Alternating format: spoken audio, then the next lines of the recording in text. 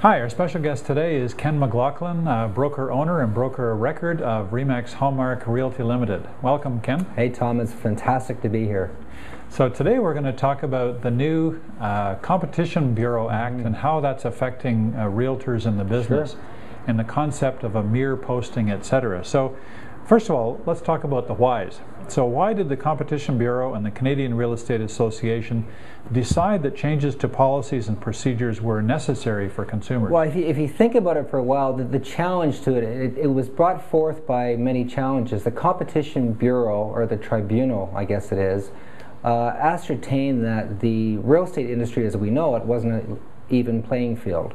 What they thought was that there wasn't fair competition out there in the marketplace. The example that would be is that they thought that some of the larger real estate boards in Toronto, or Toronto being one of them, and other boards across North America, or Canada in this case, were not allowing different models to practice what they wanted for the public. Basically, their concern, the Competition Bureau, was that perhaps the commission rates were being held high because there wasn't fair competition. So that's what really started the activity, the inquest, I guess, from the Competition Bureau to figure out what was going on. And that's how it started way back, probably about 3 years ago. As a side note, our friends in the United States probably had this starting about 4 or 5 years ago and went through those same type of thing that we've just been through up here. Maybe that's what started the conversation up here as well. And they've had that in place in the U.S. for a few years now, right? Yeah, for a long time now, and it's been implemented, I would think at least 2.5 or 3 years ago they've had it. All real estate agents are working under what we are now working under in Canada, that type of thing. So it's been in place and functioning for a long time. And from your interaction with a lot of REMAX brokers in the U.S., has it really affected their business? Well, I interact with a lot of real estate REMAX brokers, and a lot of non-REMAX brokers in the States, and in fact across all over the world. And what it's done in the States is this, and when I first brought it up to them when this was being in the press up here and it was something that we were dealing with, I asked them, how has this affected your business? And the first response was they didn't know what I was talking about because it wasn't really a factor. Digging a little deeper, the U.S. market is much different than the Canadian market to start with. The U.S. market has always had a tendency to have a higher percentage of private for sale listings. The numbers in the States run about 25% of all homes that trade for sale in the States are done privately. In Canada, it's about 5 or 7%. So what has happened in the States, what they've told me it's happened, what stats have told me as well that I've read, is that the number of mere listings are coming from not real estate agents, full service agents, but they're coming from that private for sale sector. So 25% of the business down there, the mere listings are being pulled from the people that were selling privately. Now they're using mere listing agencies doing that. And so that's just another tool for them. It's just another tool. They were never going to list their houses with full service realtors anyway, so they're coming from that private sector that's doing it. Okay, so what are the changes that were made vis-a-vis the public's access to the Realtor MLS system? Well, basically what it has is that what the Competition Tribunal said is this here, and what CREA, Canadian Real Estate Association, signed off and agreed to as at the end of October of this year. This is what the biggest difference is right now. They're saying that Toronto Real Estate Board, as an example, which we work in right now, or Muskoka Board or wherever it is, they cannot dictate to companies how they can, what their model is for real estate. So if your model is in a mere posting that I don't want to, if I had a company that says I don't want to provide full service agency to a person, meaning I don't want to represent them, all I want to do is charge them a fee. Some cases it's $100, some cases it might be $500, it doesn't matter what it is. And I don't want to provide them any service at all. I just want to post their listing on realtor.ca. I'm allowed to do that. Okay, so the Toronto Real Estate Board in this case was compelled to actually allow that to happen. That's the biggest change, that they don't have to have agency representation at the table anymore. Before they had to have that. Before the rules were that if you had a listing, you had to go through, be dealt with, and negotiate with a real estate agent. You don't have to have that anymore. So how will these changes affect our industry, do you think? Well, what you will have in Canada, what we will see is that people that never wanted to use the full service realtor, the 5 or 7% of private sellers will now use mere posting companies, where they'll be able to hire a company that's a member of the Toronto Real Estate Board or Muskoka or whatever, as I said, and use them to facilitate their listing on realtor.ca or the local board they're at. So for a fee, they can say, I want to hire Ken McLaughlin as a realtor in his company to post my listing on realtor.ca, but I don't want you to help me. Just leave it alone, because they don't value what you're doing as a full-service realtor, perhaps, and they just want you to post the listing on there. And that's what's going to happen right now. They're going to be able to do that, which is fair competition.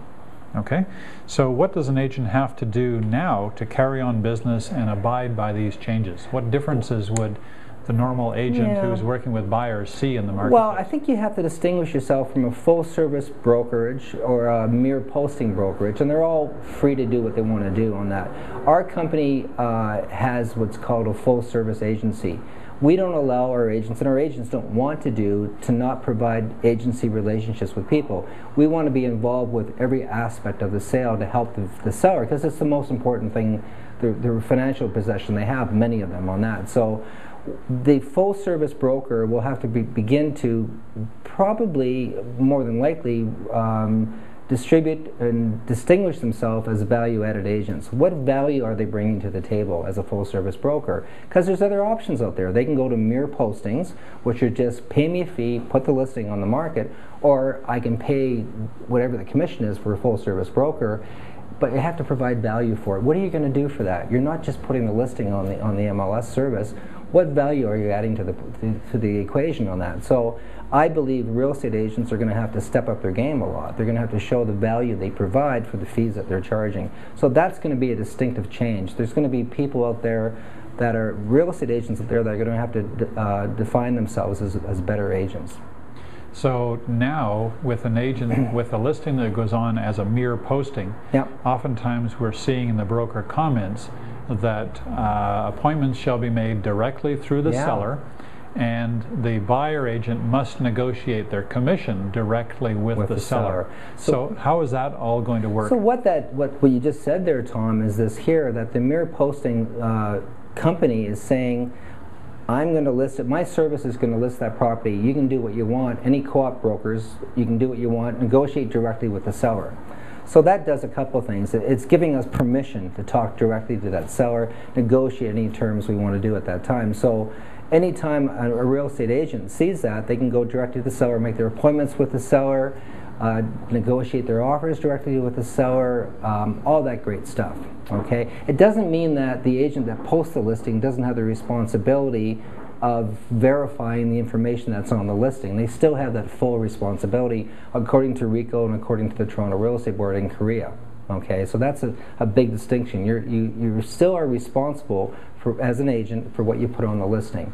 So what it does for a co-op broker or a buyer's rep is that now they have the opportunity to deal directly with the seller and to negotiate their commission, negotiate the terms of the deals. But they don't represent the seller.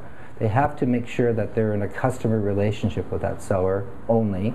They represent the buyer at the table, and that has to be clearly defined as they go forward. So it's a huge disadvantage for sellers because they don't have the representation because they don't want to pay for it, which is understood, and that's their choice. But the representation that I bring to the table as a co-op broker is for my buyer client only. So I'm going to negotiate for the buyer and not negotiate for the seller. Now, we still have a fiduciary duty for the seller, meaning we're not going to mislead them or cause them harm, but we're not going to relay information to help them negotiate for their price and things like that. So now, let's say I have a buyer who I've shown them a property, an MLS listing, and it's one of these mere postings. So what's the procedure I have to do to protect myself in the event that my buyer wants to A, look at the property, and B, put an offer in? So what you have to do, I'm working as a buyer representative, or you're working as a buyer representative, the first and most important thing you have to do is establish agency with your buyer contact, okay, your buyer client. So I enter into a buyer relationship with this buyer out there. So you get the buyer contract signed. Yeah, you get the buyer contract signed. Which we should be doing anyway. We do anyway. But what some agents do is this here, Tom, which is really kind of, now that we have this $1 co-op fee, this is very important to know. Some agents sign up a buyer under contract and say, as per MLS agreement. if you put in your Which won't work contract, anymore. it doesn't work anymore, because you put in your contract as per MLS agreement, you're going to get paid $1. And you know what, guess what? You're stuck because that's your contract. You have a duty to show that property, and you've already agreed to get paid whatever the co-op fee is, which is $1 in this case. So one of the things we coach our people with is making that change, making sure that change is made, that it's not per $1 or per the MLS agreement, it's per your whatever your fee is. If it's 2.5%, 3%, 4%, whatever it is on that point. So you have to be very clear what you're doing on that point. So would you say 2.5%? Let's say 2.5% was my number. Yeah. 2.5%, or as per the MLS listing, whichever is greater? Absolutely. Whatever is greater is what you have to do. So it's per MLS agreement, or 2.5%, 3%, whichever is greater at that point. Okay. Now, the other thing you have to do is that... Before we go there, yeah. I think this is a great opportunity to make sure that the buyer agent has the buyer contract signed, because what if they go to show this listing that's offering $1? What leverage do they have? They don't have any, Tom. They don't have any. If you don't have that buyer's contract signed under the terms we just talked about, you don't have any leverage. You have a real problem on your hands, because you have to show them, because you've established agency with that buyer, because you've had the conversation, you're representing them, and you've agreed to represent them for MLS or whatever it is. You're compelled to do it. You have to do the deal, and that's our duty as agents to do that. So it's critical that a buyer rep gets that contract signed as per what their commission will be, what they're working under at that point. At the very earliest opportunity, or before they start showing homes. Before you show houses, you have to do it. And that's what we coach people on all the time. The other thing you have to do, if you're working with a buyer and you have them under contract for 2.5% commission, and you see $1 listing, you need to notify the buyer that you're going to be showing them $1 listing. Okay, the co-op fee is $1, and there may or may not be a possibility that you will have to have them pay the difference on that. And they have to agree to it. They might say to you, don't show me properties that have $1 commission on it, or they may say, please show me the properties, and we'll pay through our fee on that. Or you can renegotiate with the seller, which most people do at that point. But you have to make them aware of that.